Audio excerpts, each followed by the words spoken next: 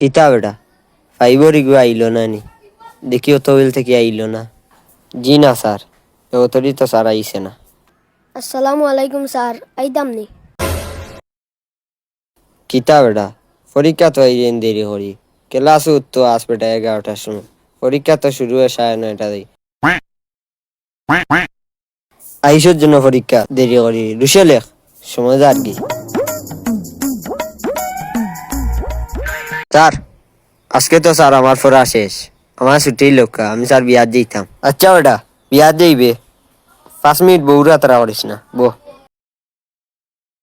Sir আমার পরীক্ষা শেষ হয় নক্কা খাতা। কিতা রে আইলো 10 মিনিট হইল। আচ্ছা তে যাগি অনে রে পেপার ওখান ওখান দেখিস, এইটা উঠি গেছত বেটা গদ হয়ে গেছে ওখান দেখিস। আর আমি নিলাম না, আমার ঘরে হুডু থাই না, তার হুডু থাই তো জ্বলা দেখতাম আসতাম, তুই ওখান দেখিয়া খাই লই যাইস। কিতা দিছে পাগল চড়ি গিয়ে তে যাইরাম গি স্যার চাওয়াইকুম। কিতা দিছে পাগল চারি গিয়ে এমনু আমার পড়া শেষ করতাম পারি না রে।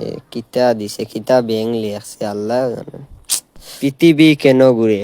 পৃথিবী এক জায়গায় বসে থাকলে শরীর স্বাস্থ্য মোটা হয়ে যাবে, এই জন্য পৃথিবী চারিদিকে ঘুরে। সূর্য কখন উঠে?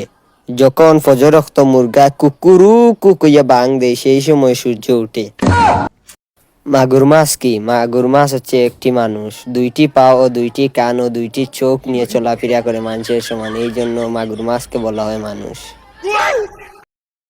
কিতা লেহর রে ওগু ছবি তুলিয়া ফেসবুকে স্টোরি চাই দিই, তোমাদের বহুত লাইক কমেন্ট শেয়ার সারি দেবো।